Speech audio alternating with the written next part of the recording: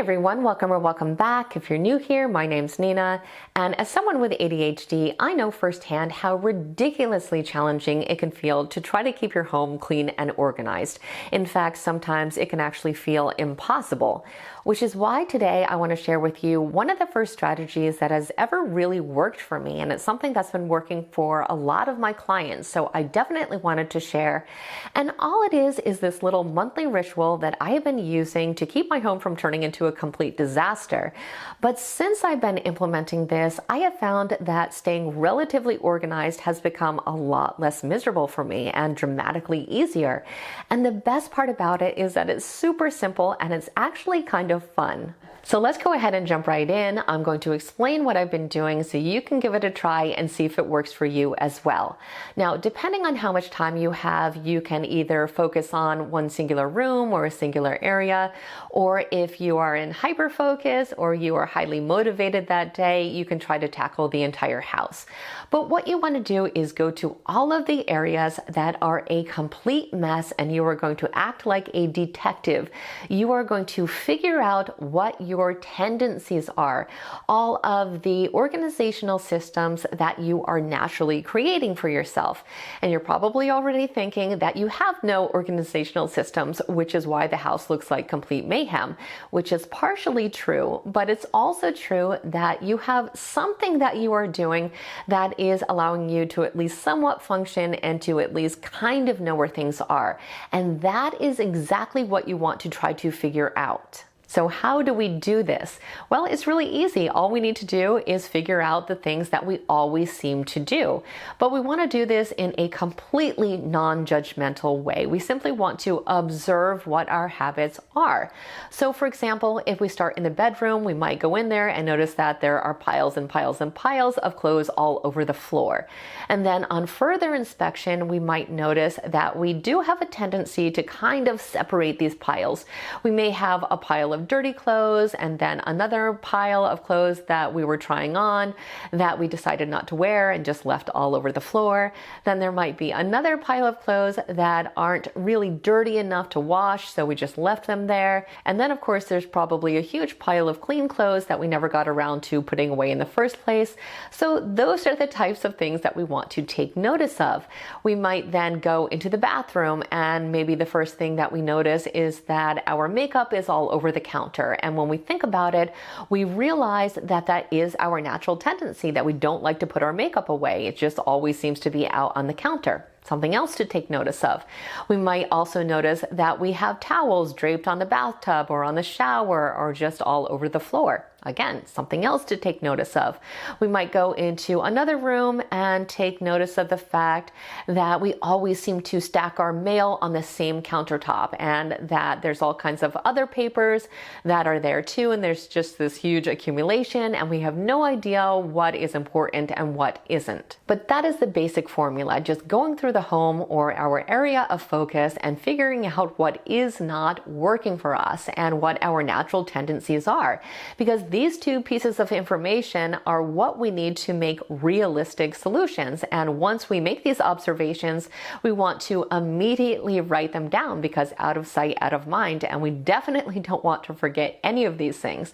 So once we have a list of all of the things that we have noticed, we can move on to the fun part, the part that we actually excel at, which is problem solving. People with ADHD are amazing problem solvers. But the top thing we need to remember when we are designing these solutions is that it has to be easy. Not only that, it has to be the easiest thing that we can possibly do to improve the space even just a little bit. Because if there are extra steps, if it is complicated in any way, we know we are never going to make any of these changes. It is absolutely pointless. We don't need to reinvent the wheel. We do not need to have some kind of Pinterest-worthy solution. We just want to figure out how we can make this space more functional. The issue for so many of us with ADHD when we think about cleaning and organizing is that we think in black and white. So we think that we either have to just go ahead and live in a complete disaster, or we want absolute perfection. And in reality, neither one really works for us, because one is linked to complete chaos and the other is in no way realistic for us. us, and it makes us feel bad about ourselves because we can never follow through with it. Everything changed for me personally when I realized that a little bit better or good enough is sometimes the best answer at the moment, and that any improvement is better than trying to just continuously try to function in all of this madness. And that is why this little monthly organizational ritual is so effective, because we can create meaningful change and it can be almost immediate, which is so important for those of us with ADHD because we really do crave that instant gratification, and we can have it here. So let's go ahead and think of some easy solutions for the hypothetical issues that we identified earlier, keeping in mind that whatever solution we come up with has to be just as easy for us as whatever we are currently doing, or we are not going to actually do them. Now, the first thing that we noticed in our example was that we had piles and piles of clothes on our bedroom floor. Now, in a perfect world, we'd pick up all of these clothes, we'd put them neatly on hangers, and we'd stick them in the closet. But if that was realistic for us, we would be doing it already. So we need to think about something that would be just as easy for us as throwing them on the floor. So one solution might be to just get some bins or some baskets and label them and put the corresponding piles into the bins or baskets, because it's probably just as easy to drop that dirty shirt into a basket as it would be to drop it on the floor.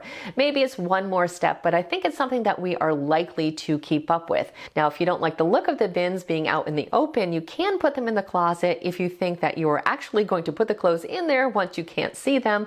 So that might be something that you may have to experiment with. But most importantly, you just want to get the clothes off of the floor, because psychologically that really does make a huge difference. And just visually, it makes things look a lot cleaner, and it absolutely makes things a lot more functional. Now, moving on to the hypothetical issues that we found in the bathroom, with the first one being that our makeup was all over the countertop, which has pretty much been the case for every single ADHD individual that I have ever worked with who happen to wear makeup. So this is something that I know is a problem for a lot of people. And the key here really is self-honesty and just really being knowledgeable about how many steps we are realistically going to take on a day-to-day basis to actually make this look a little bit better. Now, in my case, I really am not willing to do too much more. So my solution was to just contain it in some way. So I have a bin that I put all of the makeup in. So it's basically on the countertop. It's very easy. It's right there. It's at my fingertips. But I have the option at the end of the day, or when I'm done using it, to just stick that bin in the closet. So it's out of sight. It looks nice and neat. And there was really just one extra step, which was just sticking it in the cupboard. Another thing that you can do if you are putting on makeup at a place that has drawers is to just basically use those drawers as the countertop and just let the makeup live in those drawers. You can just kind of use it and throw it back into the drawers and just close it all up when you are done. And it does look a lot more organized than just having it all over the counter. And if you're willing to do none of these things, again, you can just simply have it contained a little bit by having a tray. You can put it on the tray. That literally takes no more effort than sticking it on the counter, but it does look a little bit more organized. It is contained. It is a little bit better, and that's kind of the spirit of what we are doing here, a little bit better. Now, the next thing that we noticed was that our towels were always all over the floor or draped over the bathtub or the shower. So the first thing that we need to determine here is if these items actually have a place to live. Is there a hook or a towel rack that we're just not using? And if so, are we willing to take that extra step and to change that habit? Or do we need to think of a plan B and get a laundry basket or something to put these items in to at least get them off of the floor and have them contained in some way?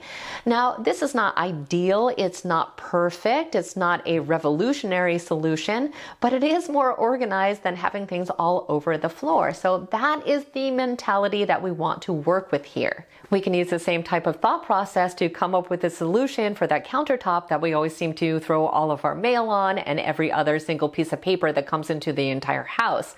We can go through our home and just find something that we can use as inboxes that we can just label, and so we can start to separate out these items. We can have one for mail, one for school papers, one for work papers, and whatever else we need.